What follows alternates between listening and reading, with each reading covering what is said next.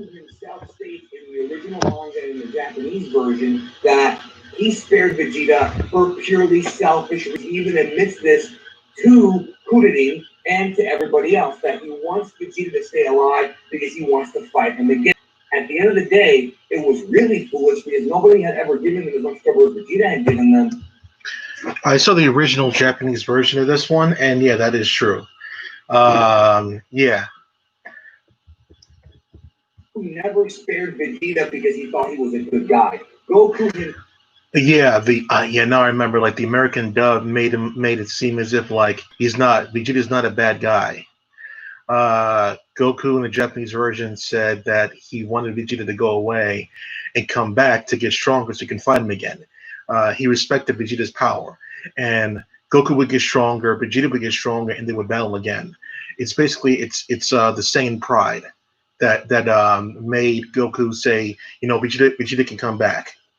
Goku kinda didn't care about the consequences of Vegeta destroying other people in the wake, as long as Goku got to fight Vegeta again. That's really what they were aiming at. He can kill whoever he wants, but Goku wants another hand in him. The South states in the original.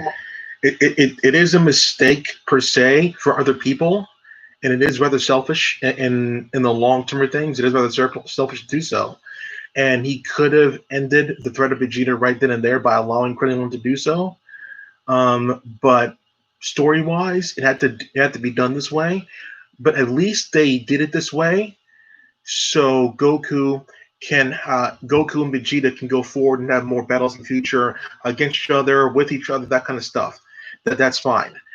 What I don't like sometimes in anime, manga, and other things like this is when the protagonist lets them get away for almost no reason at all.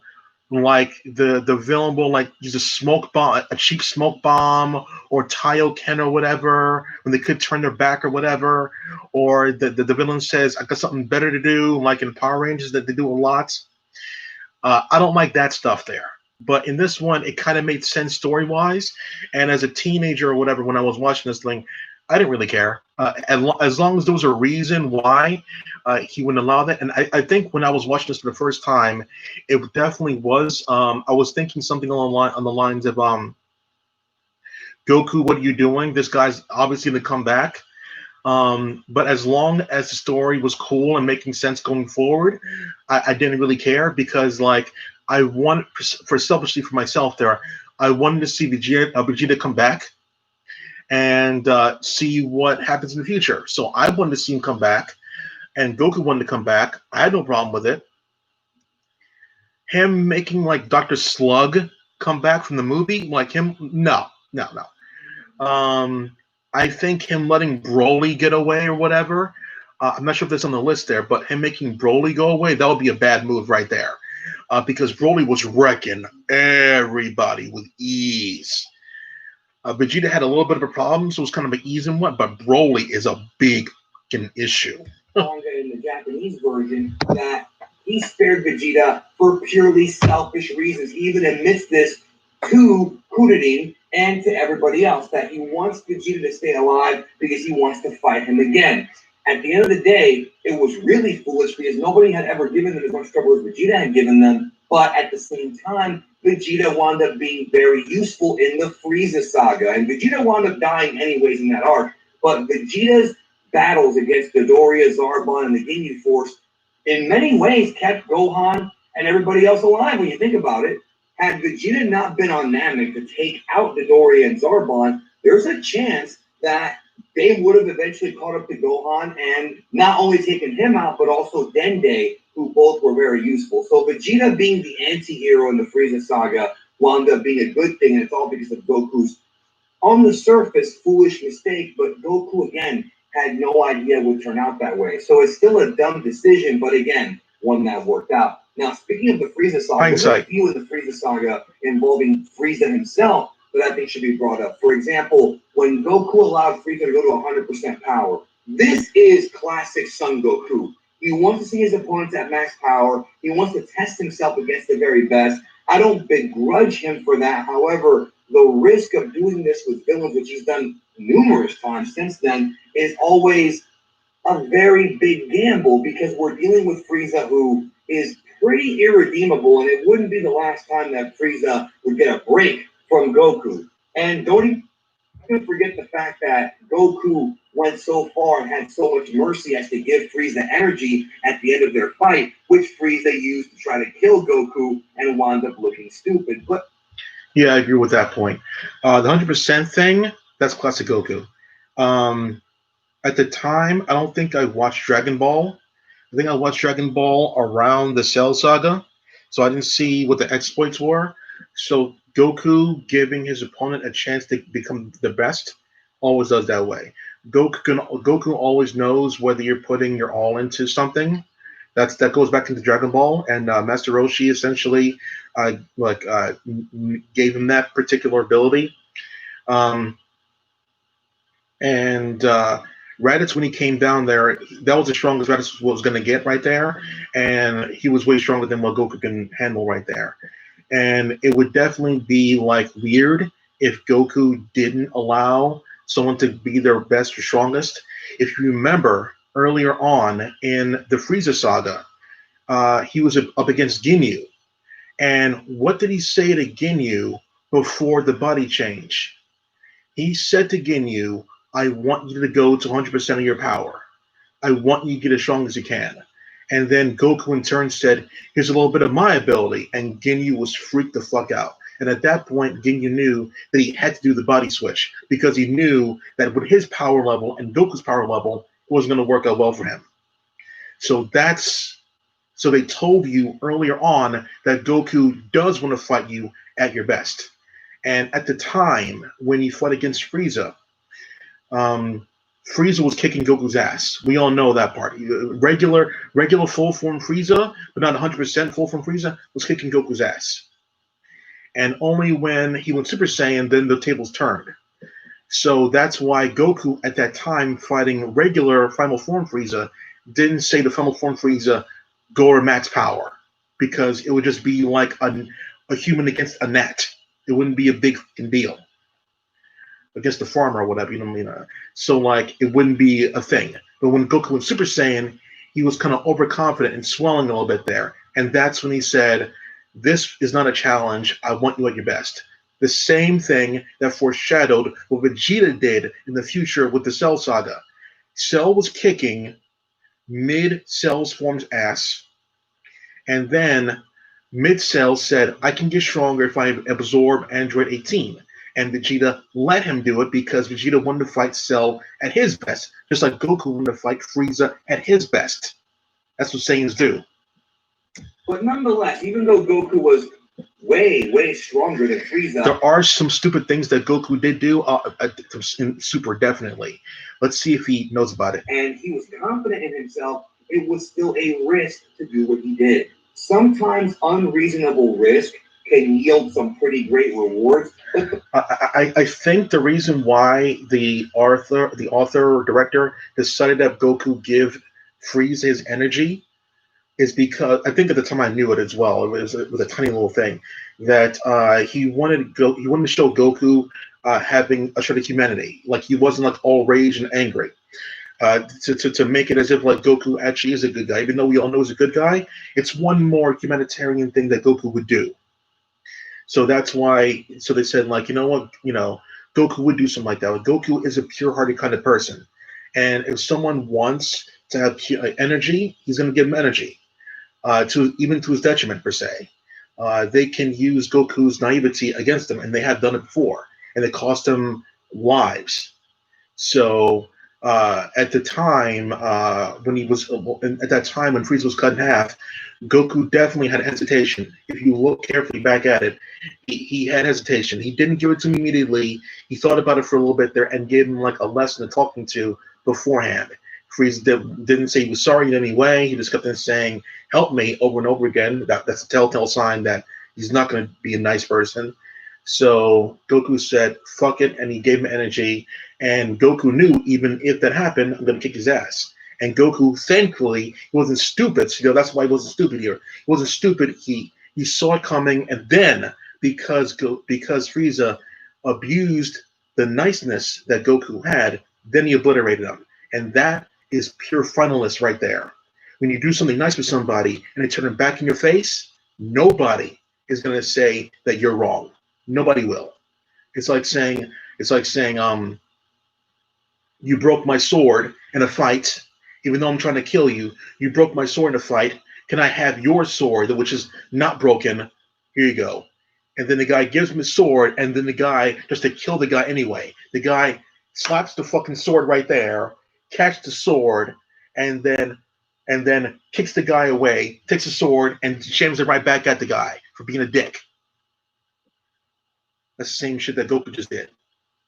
The risk is still unreasonable. And even though the narrative among a lot of Dragon Ball fans is that Goku is a selfish person, I disagree. Goku has had selfish moments without question, which we're going to cover here on this video for certain, but he's not always a selfish person, but he does tend to think about himself only. For example, when in the fight with Frieza, he warps everybody off the planet, which is a smart move to protect everybody else back to Earth and whatnot, but it's all because he wants to finish that grudge match against Frieza that could end up costing him his own life. But it's just Goku being Goku, and honestly, I like it because it is a very heroic thing to do. Spare the innocent and let me take the brunt of this battle. I mean, I feel like Goku giving Frieza energy is a great moment because the way that Goku takes Frieza out is really, really epic when he, turns around and calls him stupid and just blasts him, calls him a fool, an idiot, whatever translation you want to use, it's all the same thing. And he gives Frieza so many breaks, man. We're not even done with that. We'll get back to Frieza later on.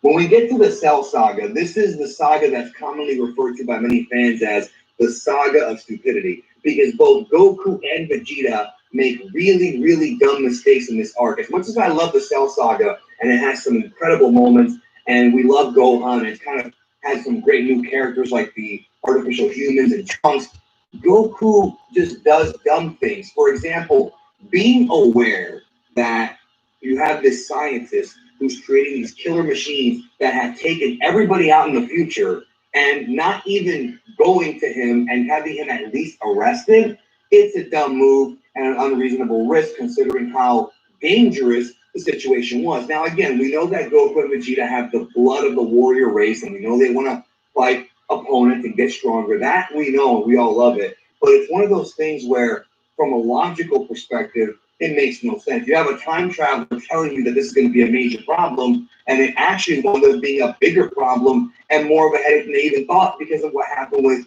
Cell and the fact that had they prevented the artificial humans from even being finished, we would never have had perfect Cell. So, I mean, it's something that makes you think. I did a whole video about causality and causation in the past, and how there's always a cause and effect in Dragon Ball, and there's tons of that here in the series, especially in the Cell Saga and again in the Buu Saga.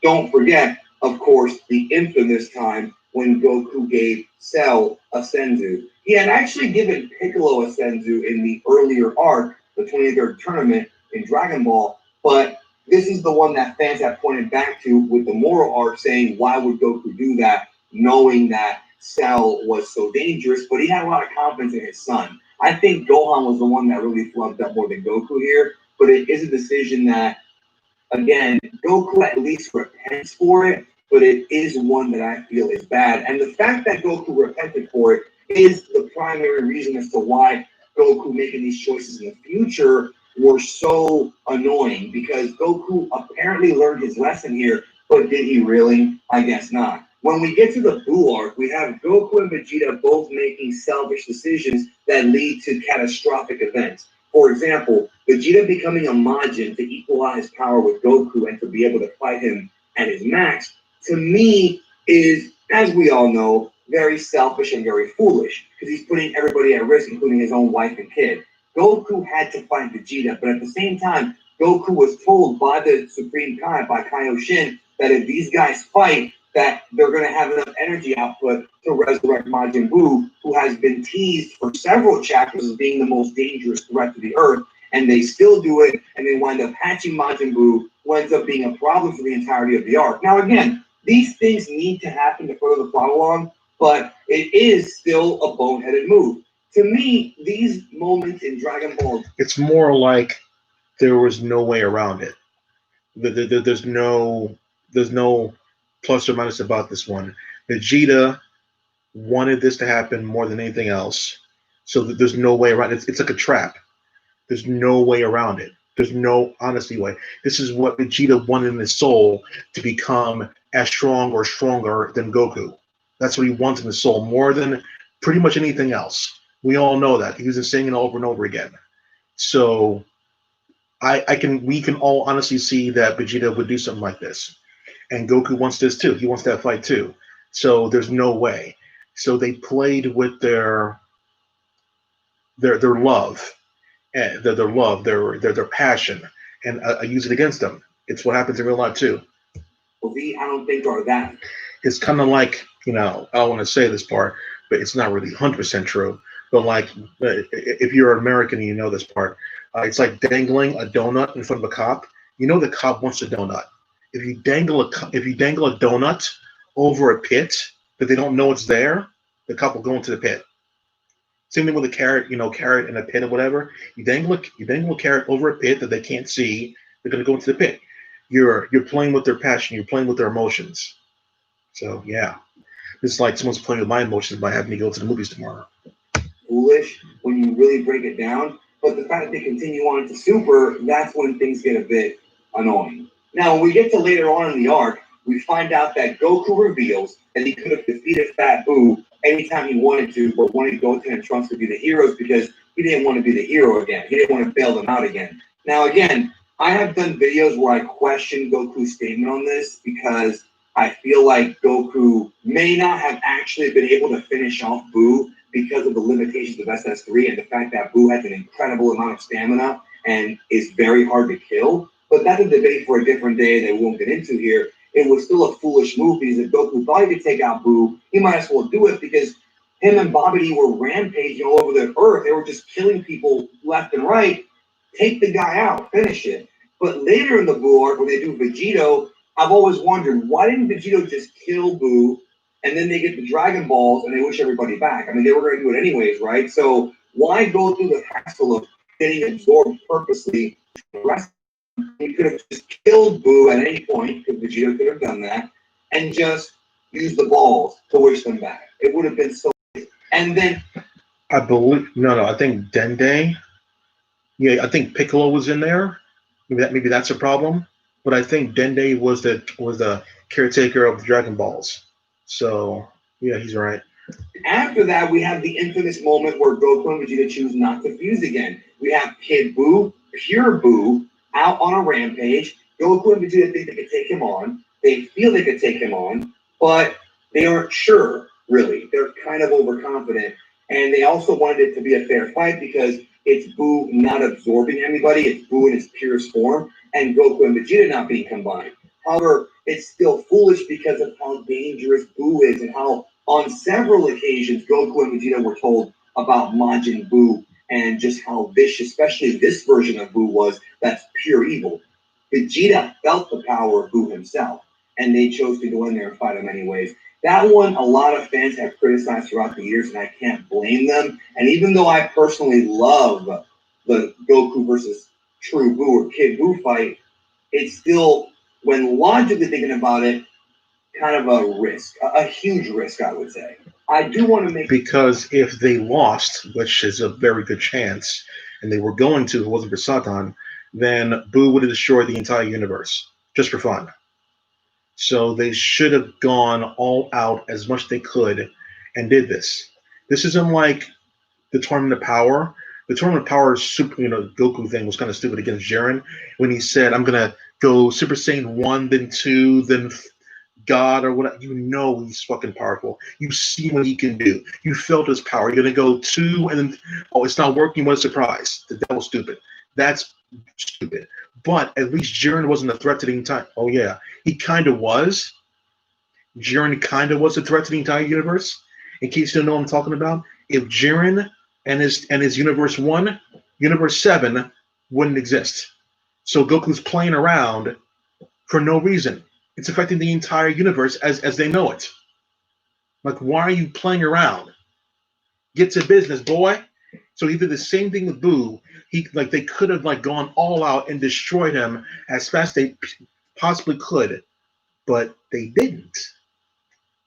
And that's there are other animes that I'm like that too. I think in Grappler Baki, the new one on Netflix, um, Baki is against Muhammad Ali Jr. And Muhammad Ali Jr. was looking a lot of episodes, pretty much like the damn co-star. And he finally fought against Baki in the tournament. The match didn't last it, it didn't last more than 10 seconds. Baki, in the end, essentially, because there's no rules, he low blowed Ali right in the jewels. And that was pretty much it. After a couple of sways out the way, a kick to the jewels, and that was it. So that's what I like to call going all out. Not going to protect your jewels, you go out. Yeah, so. Make a point that Goku is, I think, a pure-hearted guy and is morally good, but he's very naive and at times selfish. But I think a lot of us can be this way in life. It's just that when we're dealing with intergalactic evildoers that can risk harming millions upon billions of lives, you kind of got to think a little bit more, and you have to figure out ways to prevent the damage instead of just allowing the damage to happen and then fixing it later. That's always been my perspective. But then again, if they did that, would we really have Dragon Ball? Something to think about right there. Now, as we move into Dragon Ball Super, or at least the Dragon Ball Renaissance, which began with Dragon Ball Z Battle of Gods, we have more unusual decisions made by Goku. For example, in Resurrection F specifically, Goku took way too long in finishing off Frieza quickly. You have no idea how many groans in the audience were for that one. There's a lot of groans. Like, just do it. And then Frieza's like, ah! Beast and his time reversal abilities, they would have been screwed. They would have had to have gone to Namek or figured something out to bring Earth back. Just would have been a nightmare. And these guys have to pull the trick. Like Whis never had this ability, but they made it up for the movie.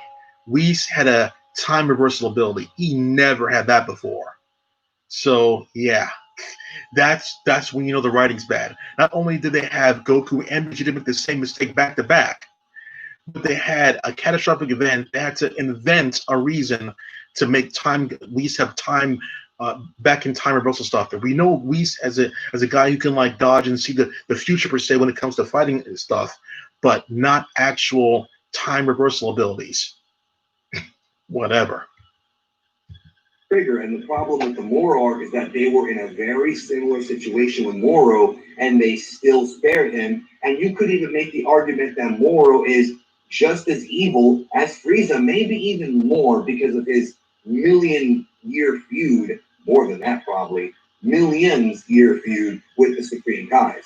Now, one of the more controversial ones that gets brought up a lot was Goku and the Universal Survival arc, the Tournament of Power. And a lot of fans seem to think that Goku is the one who endangered the multiverse. And even though he was partially responsible for that because he was the one that encouraged Zeno to do a Tournament of Power, it's revealed that Zeno was going to destroy the universes anyways. Now, whether or not he really was going to do that, that remains to be seen, because at the end of the arc, it's almost implied that Zeno was really not going to do that, or that he had second thoughts. But this is one that Dragon Ball fans don't seem to analyze as much as they should, because you have to remember that, yes, Goku did want to do that multiversal tournament, but he never once said he wanted the universe to get blown up if they lose. That wasn't part of the plan. He just wanted to fight strong guys. It was Zeno that ultimately had been the one to make that choice and to make it a thing, not Goku. So can we really blame Goku for that? Maybe partially, but I still don't believe it's one where he should be chastised for it, because when you think about it, Goku kind of gave him a fighting chance. So always remember there's two sides to every story here, and when it comes to this portion of the arc, it's a bit deeper than just saying it's all Goku's fault, because the Omni King's desire to get rid of the low mortal ranking universes was his choice, not Goku's. But again, it all worked out.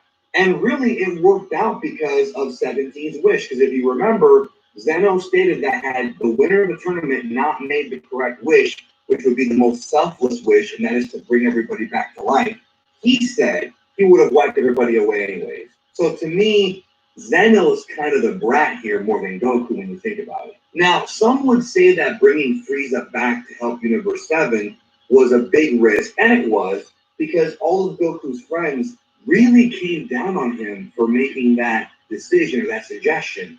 But at the end of the day, Frieza did wind up being useful for Universe 7 during that arc. However, when we go to Dragon Ball Super Broly, Frieza's true colors came back once again because Frieza is once again manipulating people to use them for revenge on Goku and Vegeta still. Even though he's way past this, you would think he is, Frieza's still not over his beef with Goku and Vegeta. But then that begs the question, Frieza brings Broly to Earth, puts the entire planet, if not the universe, at risk of complete explosion from the power of Broly and the danger of Broly's uncontrolled rage. Why did Gogeta not finish him off at the end of the movie? He's grabbing him by the wrist to prevent him from blowing up, his minions who had kind of turned on him. Why did Gogeta just let him go? I don't understand that. I don't get the reasoning behind that when we now know that he was the one manipulating Broly and Paragus the entire time. There was no reason for Gogeta to spare Frieza in that moment because he proved that things aren't going to be peaceful. And even earlier in the film, Vegeta scolds Goku for bringing Frieza back. And Vegeta even reveals that he's training to prevent and protect the Earth from a possible Frieza attack. So what happens, he's proven right, Vegeta is half of Gogeta. Why didn't Gogeta just finish Frieza off and rid the galaxy of him again? It's a weird choice. Moving on to the moral arc, well, I don't have to cover it because I've already covered it in other videos. After decisively defeating Moro with the completed version of Nagato no Gokui, the Ultra Instinct completed version, Goku not only spares Moro, which in itself is a bit naive, but then crosses into dumb territory by giving him a Senzu beam, which to me was totally unnecessary. The guy was already beat up. Put him in jail if you want. Take him out if you want. After getting permission from Jocko. Krillin said, "Are you sure about this, Goku?" That's the exact same thing that said, Jesus fucking Christ. Evolve. Don't be the same. Your mirror sacrificed himself, and because of that decision, because Goku's trying to sit down and talk to this guy who's been a criminal for millions of years, he's just now possibly caused the problem where he's putting the universe, at least the galaxy, according to Whis, at risk because Moro has now fused with the planet. So to me, again, Goku should be better than this now. He's an adult. He's been trained by everybody. He's been taught everything he knows from several different people. He has been down this road before. Why is he making that choice again? You could say that he's overconfident, but he's been overconfident before and it wound up costing him. There has to come a point where you have a bit of humility here. I wonder where things are going to go in the future. I wonder how many more bad choices Goku will make before he smartens up. I hope that this time he actually learned from it. But as you can see from this video, maybe he hasn't, because the dude's lived a pretty long life. He should know better by now. I want to thank Cypher. I would like for the next big bad Goku to ask for a Senzu beam, and I want Krillin to do everything in his power to try to crush it or throw it away or hide it or manipulate it because we don't want to repeat that shit ever again. I know why they bring Senzu beams for the good guys, but damn, it's like an addict. If you don't take that shit away, he's going to keep abusing it.